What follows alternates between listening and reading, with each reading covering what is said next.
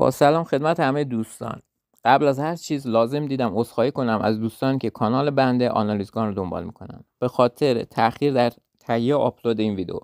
قرار بود در این ویدیو در مورد تفنگ دلورام یلدیز براتون صحبت کنم. در ضمن دوستانی از بنده خواسته بودن در مورد مارک های دیگه تفنگ های ترکی مثل آکار، سالسینماس، چیفسان هم صحبت کنم که به واسطه این عزیزان من تایم ویدیو رو افزایش دادم تا با یه توضیح کلی در مورد تمامی برندهای معروف ترکیه بقیه دوستان هم بتونن به جواب سوالاتشون برسن.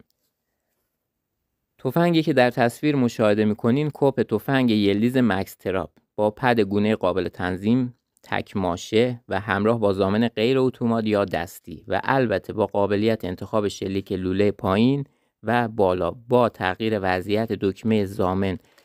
به چپ و رو به جلو.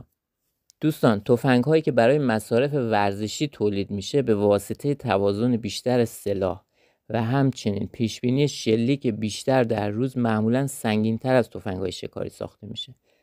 که نبود ضامن خودکار و جای بند رودوشی نیز از جمله خصایص دیگه تفنگ ورزشی محسوب میشه.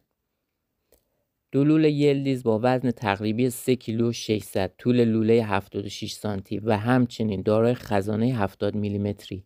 و اجکتورهای اتومات همراه با 5 عدد چوک از شماره 1 تا 5 که 2 عدد روی لوله بسته شده و 3 عدد داخل کارتون سلاح قرار داره همراه با آچار چوک و آلن تنظیم که در تصویر مشاهده میکنید.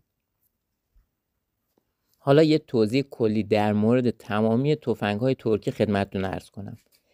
برندهای معروف ترکیه از جمله سالسینماس که البته بیشتر تولیدات شامل سلاح‌های جنگی و سازمانی ترکیه میشه، آتا، آکوس آرمز، هوگولو، ریتای، آرمسان، کوفس، یلدیز، کرال، آکار، هاتسان، آرال و همچنین چیفسان که از تفنگ‌های شناخته شده قدیمی موجود در ایران ما هست، تماماً از آلیاژ MBD 870 یا فولاد آلومینیوم با درصد بیشتری از آلومینیوم که باعث سبکی تفنگ و البته نرمی لوله نسبت به دیگر رقبا هستند بهره میبرند که تماما تحت استاندارد TS هستند. استاندارد TS مابین کشورهای حوزه بالکان است که شامل تعدادی از کشورهای جنوب شرقی اروپا و ترکیه می باشه. کشور ترکیه با سرمایه گذاری و خرید تعدادی از دستگاه CNC ایتالیایی و به واسطه اون گرفتن امتیازاتی از این کشور و البته تولید اسلحه‌های ارزون و با مونتاژکاری خوب و شکیل و آپشنال و خدمات پس از فروش و گارانتی‌های بی قید و شرط بلند مدت و از همه مهمتر با وجود تحریم‌های تسلیحاتی بین‌المللی برای کشور روسیه، کشور ترکیه تونسته راه خودش رو به بازار جهانی باز کنه. و دیگه این که خدمت دوستان عرض کنم که اگر مبنای امتیازدهی تنها سختی نوع آلیاژ باشه، تأکید میکنم تنها سختی نوع آلیاژ، تولیدات سلاح‌های قدیمی ایرانی با اختلاف زیادی نسبت به تولیدات ترکیه قرار میگرفت. منظورم از تولیدات قدیمی ایرانی تفنگ‌های نخجیر 1، نخجیر 2 و صیاد 2 می باشد.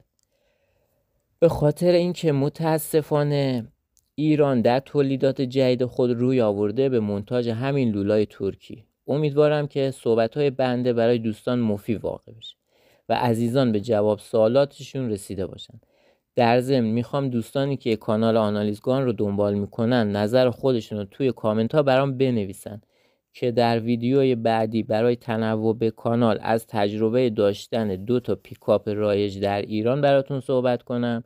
و یا اینکه طبق روال کانال ویدیوهایی از تفنگ چیفسان یا از شلیک اسلاک و 4 پاره و یا فیلمی از دوربین شکاری روسی قدیمی براتون بذارم.